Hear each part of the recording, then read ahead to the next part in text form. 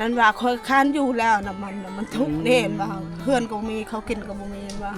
ไอ้ซอยแสนหนึ่งเด้อละเด้อสู้ๆเด้อขอบใจหลายๆเด้อเนี่ยนี้ขายได้บ่นี่ขายอ่ะ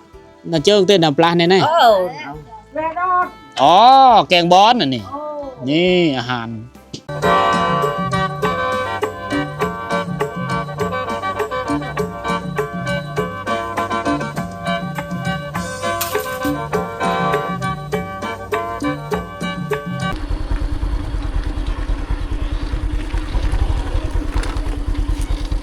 หลังจากสมเฮากินข้าวแคมทางกินข้าวฟังเสียงน้ำไหลนะอยู่แคมริมแม่น้ำโอ้อิ่มแล้วทุกคนเลยมีแห้งละเวลาตอนนี้ก็พอดี14 นาฬิกากับ10 นาทีนะคอยกับผ้าพ่อตะแอะเดินทางเลาะไปได้เลยตามสายทางมื้อนี้มาฮอดบ้านราคาเฮือน8 หลังเพิ่นคือบ้านตะนาง3ประมาณนี้นะที่ค่อยเคยมาตั้งแต่ช่วงหน้าฝนวันนี้ก็เลยได้ถือโอกาสเดินทางสายนี้ก็เลยเอามาแวะเที่ยวชมเบิ่งบรรยากาศในยามบ่ายๆทุกคนอยู่ที่นี่บ้าน8 หลังสบายดีบ้านซ้อนกันเด้อไหมจ้าฮะจะด้วยบ่จะด้วยแกฮะจะด้วยกินข้าวบ่กินข้าวละจ้าองค์ด้วยอ๋ออาร์เวจ้าปลาไหลปูอันไหนปลาไหลลกมันต้นปอร์จัดอ๋อบ้านละจัดเนาะไปบ้านละจัดแล้ว ได้ข้าวจากเป๋าเฮ็ดหายปีนี้ได้10 เป๋ากินบ่ขนมจ้าบ่ขอบใจเด้อโอ้ดีใจไปเลยขนมลูกเอาขนมมาฝากมันนี่อันนี้คือหน่อกล้วยที่เขาจะเอามาปลูกนะเอาปลูกเครื่องปลูกของฝั่งปลูกกล้วยเชื่อพอได้อยู่ได้กินอยู่กันแบบเสียบสุก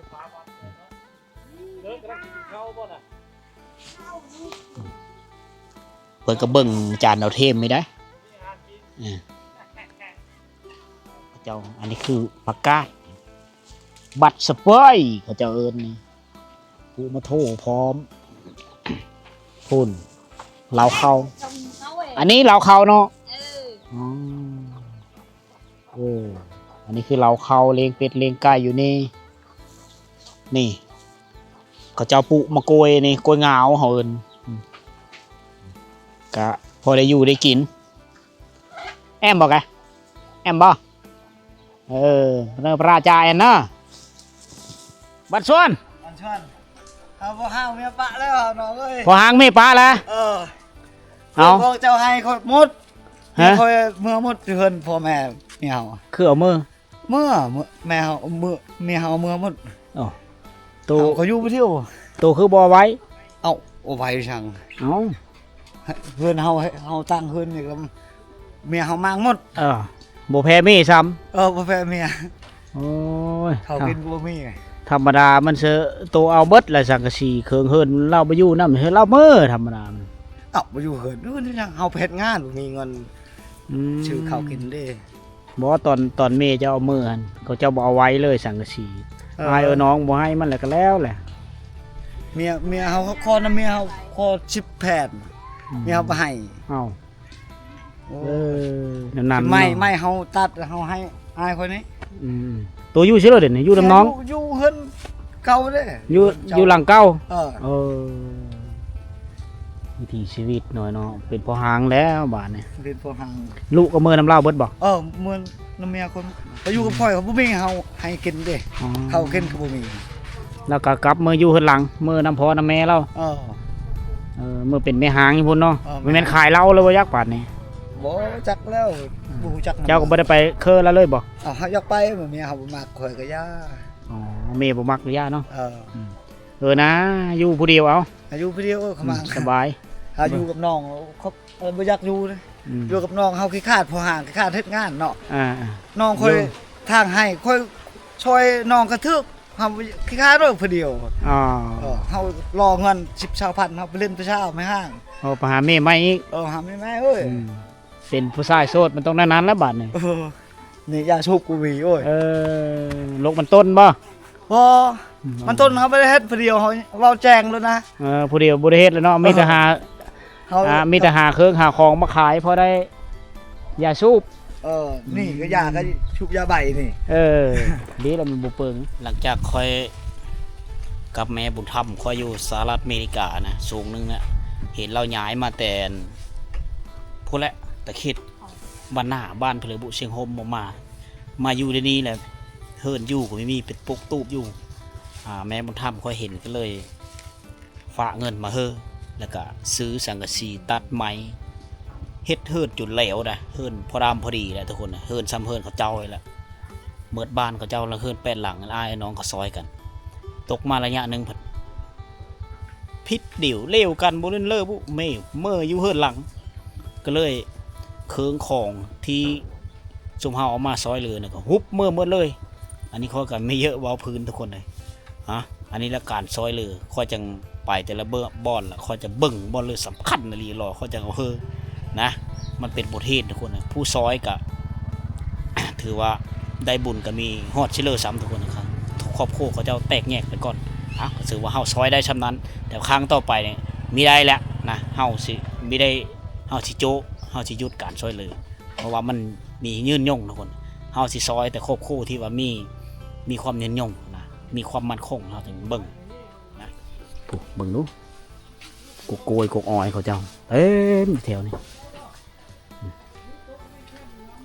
อันนี้คือบอลลงไปอาบน้ำลงการไซน้ำตักน้ำเขาเจ้าจะไปตามแถวนี้แหละอันนี้เก็บขุมวิทย์ไทยคือกันเขาเจ้าแต่มันมีเหลวมีกบมาชิดามีกกโกยแถว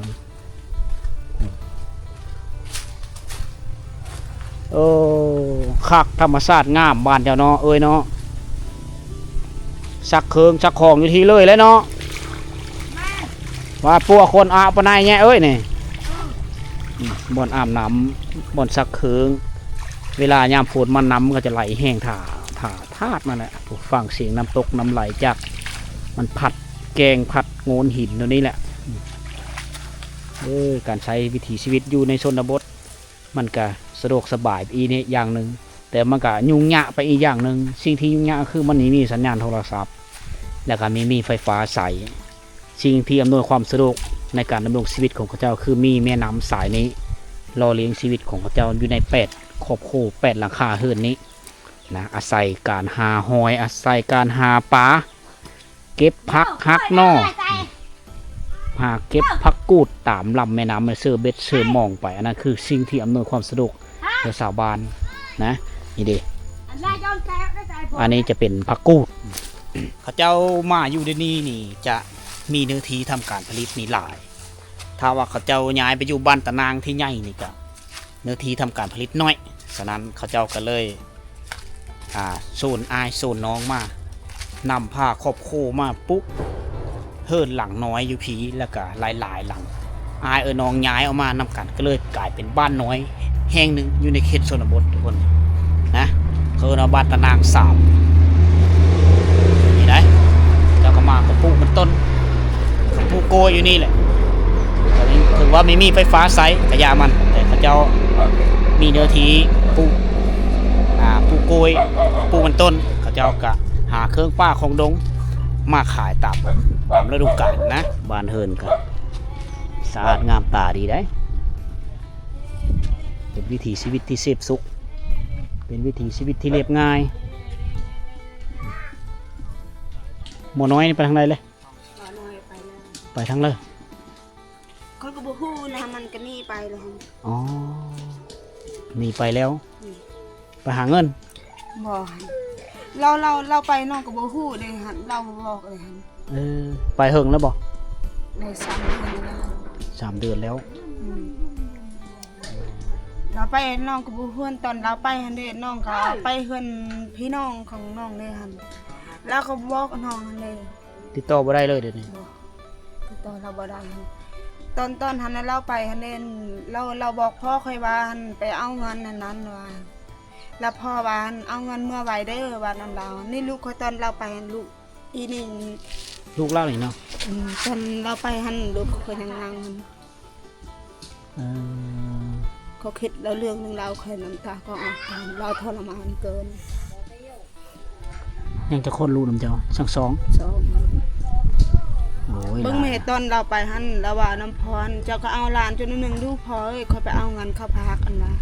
แล้วพ่อว่าหันเจ้าไปเจ้าก็มาไว้เด้อลูกเด้อมันนึงค่อยมาพอมันตัวพ่อค่อยแล้วพ่อเขาก็เอาลูกค่อยอีเนี่ยเราค่อยไปเฮือนพี่น้องค่อยละเมื่อค่อยไปแต่เศร้าหันมันไปก่อนหันค่อยก็ยังบ่ฮู้ค่อยไปแล้วค่อยเมื่อเฮือนพี่น้องค่อยถามพ่อว่าบางน้อยไปใส่พ่อมันว่าไปเอาเงินประมาณนั้นแล้วพ่อค่อยถ้าอันใด1 โมงก็บ่เห็นแล้วพ่อบอกให้ค่อยไปนำเด้แล้วว่าไปเอาเงินข้าวบันดงนี่หั่นแล้วน้องไปนำเพิ่นเด้น้องไปนำน้องเอาไปโทรศัพท์น้องชายค่อยหั่นมันมีเพจน้องชายคนดไปฮอดบันดงแล้วเห็นเพจน้องค่อยเราก็บอกหมดเลยนะ บล็อกไว้เลยบล็อกการสื่อสารไว้เลยเนาะสงสัยเมื่อบ้านแล้วเขาว่า พอเราเอายังบ่เมื่อบ้านเดี๋ยวนี้เราข้าวเวียน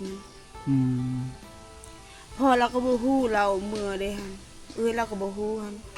มื้อนั้นโทรหาพ่อเราแล้วพ่อเราว่าบ่เห็นฮอดบ้านเลยลูกว่าอ้าวโทรถามว่าเอ้ยก็ว่าบ่เห็นหั่นนั่น ไปอยู่ซิเลอสิซะเนาะ แล้วน้องก็บ่ฮู้เลยตอนเราไปเบิ่งน้องเขากินก็บ่มีตอนหันเราก็ไปผ่านน้องก็โชคยังก็บ่ได้แล้วมีแต่กินน้ำพ่อน้ำแม่ตอนเราไปหั่นเด้ความลำบากสุดเราเห็น เลี้ยงลูก2 คนอยู่ผู้เดียวเลยเดี๋ยวนี้เนาะอยู่กับลูก อยู่กับลูก3 คนมีลูกเราไปหันได้2-3 มื้อแล้วเราโทรหาพ่อเขาได้หันแล้วพ่อว่าตอนนี้เจ้าอยู่ไสติลูกหันแล้วว่าน้ำพ่อเด้ตอนนี้ลูกอยู่เวียงนี่แหละบ้านแล้วพ่อว่าเป็นหยังเจ้าไปบ่ครอบพ่อเลยหันโอ้ยพ่อเอ้ยเดี๋ยวนี้กูก็บ่ฮู้ใจข่อยนั่นตอบคำพ่อข่อยแล้วพ่อว่าลูกจะได้เมียจะได้2 คน3 คนเจ้าก็เฮ็ดได้หั่น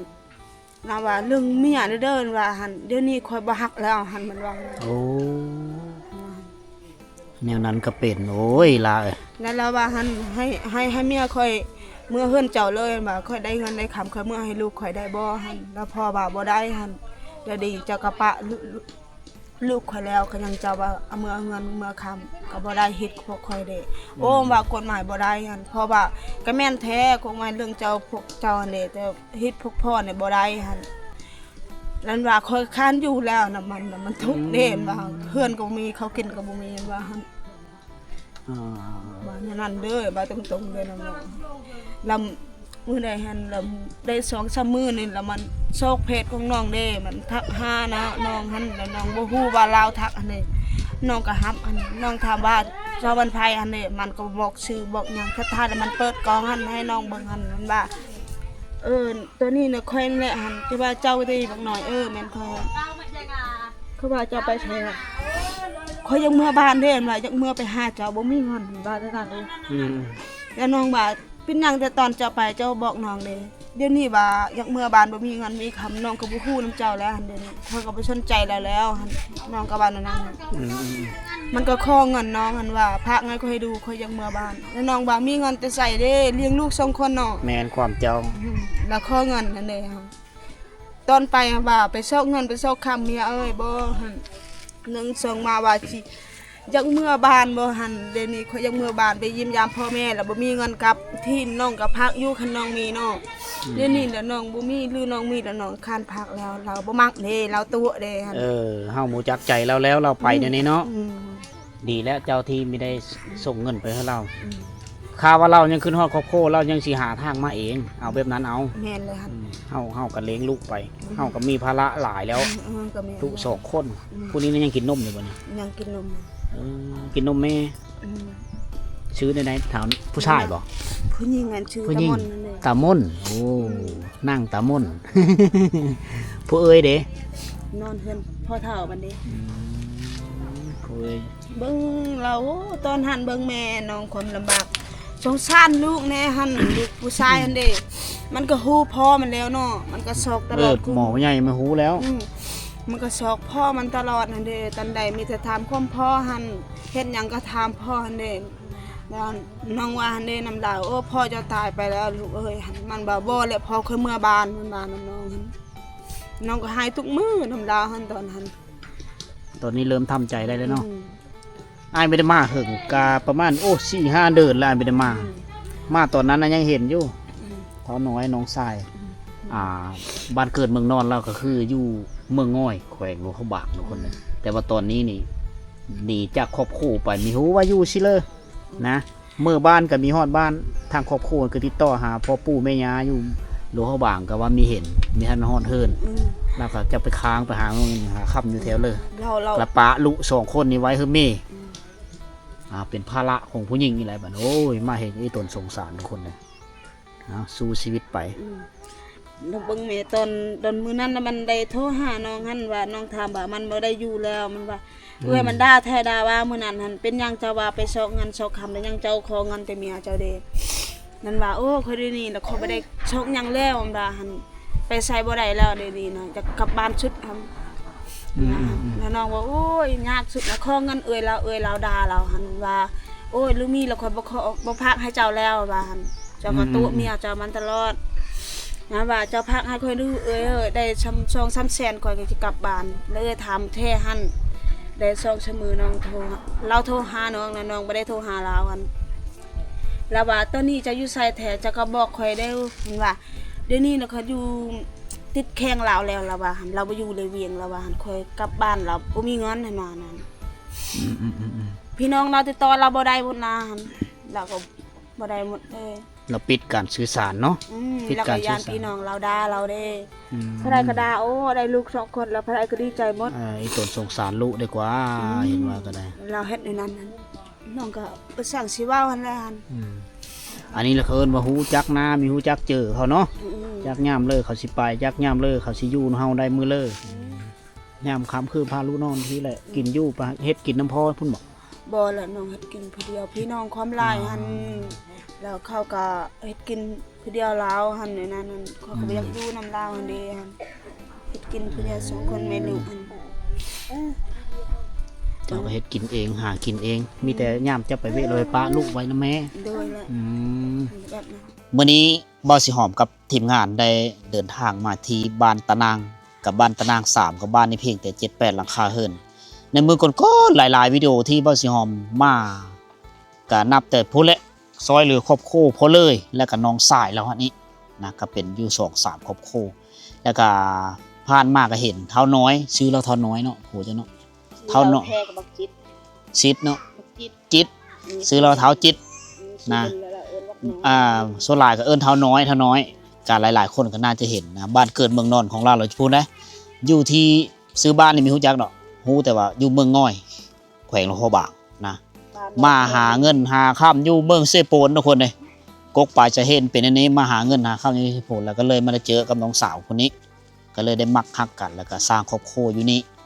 ปลูกเพื่อนหลังนี้ละอยู่2-3ปลูกละเธอที่2ละตัวนี้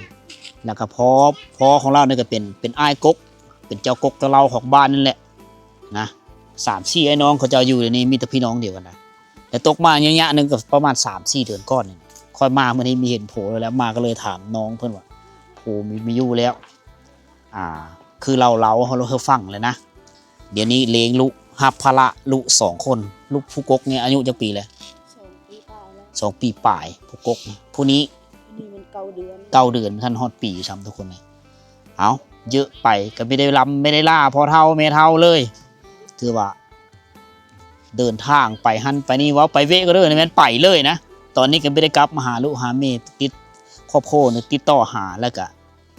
มีได้มาแล้วถึงว่าคือว่าแล้วก็นี่ป้ามีตามภาษาบ้านเฮาคอยมาเห็นขึ้นอีตนสงสารทุกคนเลยถ้าว่าผู้เลยเยอะ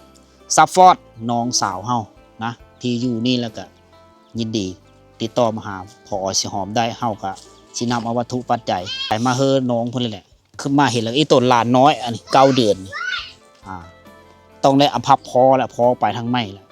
น้องสาวนี่ก็ต้องได้อยู่ผู้เดียวอยู่เฮือนนี่แหละอยู่กับลูก1เข้าหาอยู่หากินเวลาไปหาอยู่หากินก็เอาลูกสาวนี่ไปปะนำแม่เพื่อแม่เป็นผู้เอาซอย นะเราก็ไปหาอยู่หากินตามให้ตามดงตามป้าตามดงนี่แหละทุกคนสู้ชีวิตไปเนื้อเมื่อมีโผแล้วโผมีอยู่แล้วเฮามาเห็นกะอีกขึ้นอีกตัวนุสานแต่เฮากำลังทรัพย์เฮาสิซอยเลยกะกำลังทรัพย์เฮาก็มีเพียงพอถ้าว่ามีผู้ซัพพอร์ตเพิ่มเติมกะยินดีทุกคนเลยต้องได้ซื้อข้าวสารนั่นนี่ไปทางให้กะญะลุญะเต้านี่แหละชีวิตเฮามันเลอะเกิดไม่ได้ทุกคนเลยเฮากะถือติดไม้ติดมือนำมามีหลายมาช่วงนี้ไอ้ซอย100,000เด้อละเด้อสู้ๆเด้อ ด้วยขอบใจละลายเด้อ ซื้อเครื่องซื้อขนมให้ลูก เด้อ เครื่องนงมันมีอยู่บ่นี่ มีข้าวคันทุ่งนุ่งกับข้าวให้แหละตอนนั้นโอ้บ่มีแล้วนะ อ๋อบางเธอก็บางเธอก็เบาประดับดินเพิ่นมาแน่เบาประดับดินก็ได้เห็นเนาะอ๋อเห็นอ้ายเคยเห็นอยู่วะคิดว่าบ่แม่นเจ้าบ่คิดว่ามีแม่นครอบครัวของเท้าจิตซะดอกเห็นอยู่ประดับดินซวยเคยถ่ายลงในเพจของเราหั่นล่ะนี่คิดว่าสิเป็นน้องสาวเพิ่นเอาสู้ๆเด้ออยู่ดีมีแฮงบ่ต้องให้ถือว่าเฮาเริ่มทำใจในเรื่องเขามีอยู่นำเฮาแล้วให้แต่เฮาสู้ชีวิตไปถ้าอ้ายมีคือมีของอ้ายสิเอามาซอยอ้ายสิเอามาเฮอไม่เด้อหลานเด้อหลานสาวเป็นตะแพงนั่งเพิ่นเลยว่านั่งตามนเอามาไม่ลุงนะ ขอบใจเด้อนะจากแก้วนะลูกนะกินขนมเด้อจากแก้วกินขนมบ่เอาให้แม่มันน่ะนี่มันกันกับลูกนั่นแหละซื้อเจ้านั่นเลยเวลาสับน้องแป้งอ๋อน้องแป้งอายุ19 ปีลูกสาวลูกชายหนึ่งยิงหนึ่งลูกเราก็ได้เป็นแต่สร้างผู้น้อยนี่ มายามเลยบ้านนี่ก็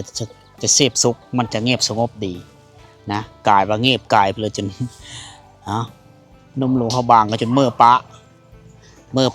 สาวเล่าแล้วเมื่อปะสาวเล่าเผาบรูแหละ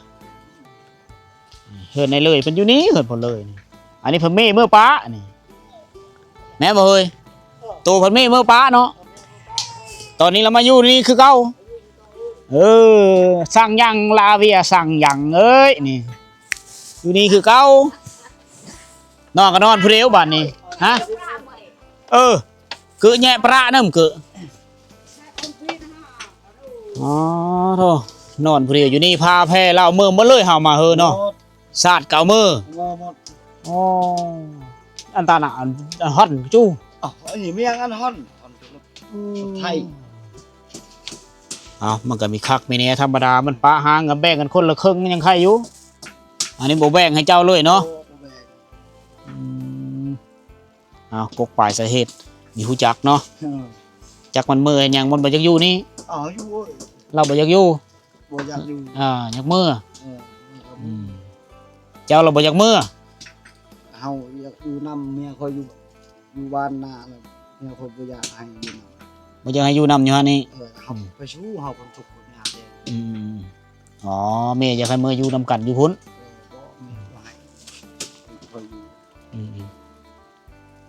อย่าเสียทำใจเป็นพ่อหางเอาเป็นพ่อหางแล้ว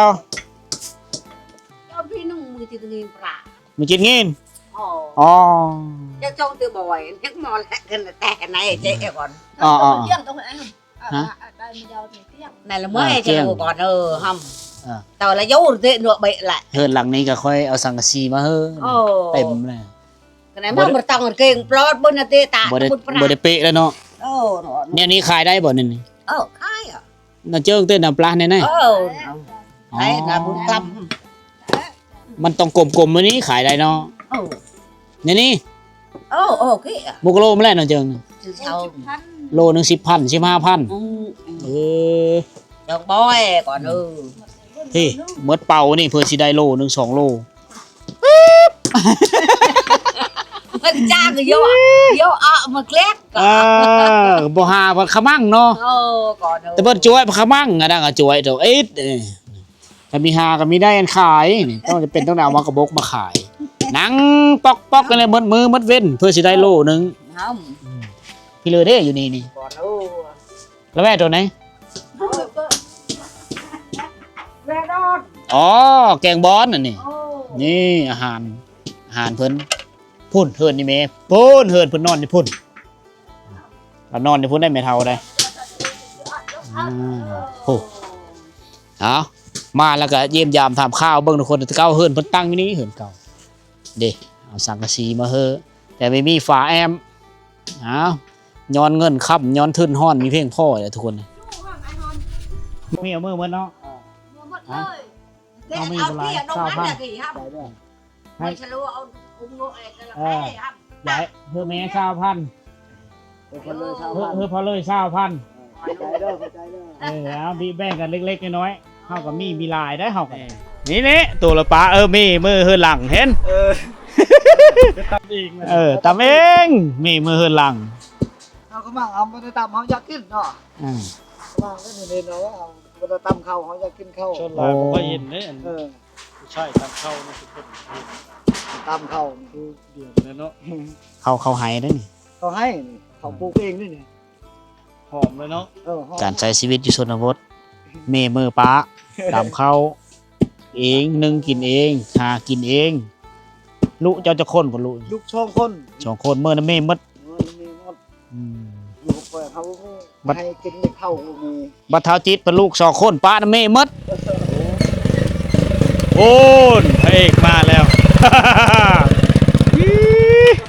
รถเป็นรถคนนี้ฮั่นน่ะเนาะ เอาเชียงแมงเฮ้ยตัวไปเอามาแต่เลย มาที่ศูนย์ บ้านยัง มาที่ศูนย์ เอามาแต่ศูนย์ลกตัวพูละแก้มาพี่ เป๊ะลงมาแต่ผู้เพิ่นบ่เนี่ย เสียไปขายบ้านดงผู้ บ่ เด็กเขาขายเขาซื้ออยู่บ้านเอาหอเขาซื้อ รถขึ้นฮอตโชนเลย แก่มาในนี้เลยพูดพูลซีฮาเป่าร ถจักรในชนบทเพิ่นเนาะ กรักเอ้ย อย่างมันยังอ่อนนะ กินเลยแก อ่อนเลย สุกอีก เจ็ดบาทเลย พระเอกรอประจำซองอัดเบาประดับดินพระเอก ตัวจริง พระเอกรออยู่ในแผ่นเพจดินสวรรค์นะน้องสายไปกะแต่ละมือกันสิแล้วการหาเงินเฮินพูดเลยขับรถเฮาไปโซนมันต้นขุดเสื้อกระเป๋ามาแล้วแก้ไปขายอยู่บันดงโลละ1,000บ่ โลกันซอ โล1,200อยู่บันดงเนาะขายอยู่แถวนี้โลละ1,000นะอยู่บ้านเอาหอนะได้แต่โลละ1,000 50 โลก็50,000เด้อ โอ้โหโทหูไทย ฮอดบ่100ปลายบ่เนี่ย บ่ฮอดดอกประมาณ70 2คัน บ่ฮอดเศษนึงพี่น้อง 2คันนี่ฮอดอยู่ดอก100 ฮอดแบบข้าเปล่านี่บ่ 5เป่าฮอดอยู่ดอก5ฮอด ตีนผู้เขาอีกเนาะ ไปแล้ว2คนไปแล้วบัดนี้เนาะ ต้องแห้ง มันได้แซนเช้าร้อยหนึ่ง เสร็จ1,000 แซนเช้าใช้น้ำมันรถก็ช่องคัน ใส่น้ำมันรถพอดีโอ้ยเหลืออยู่มีฮอดแสนไปเด้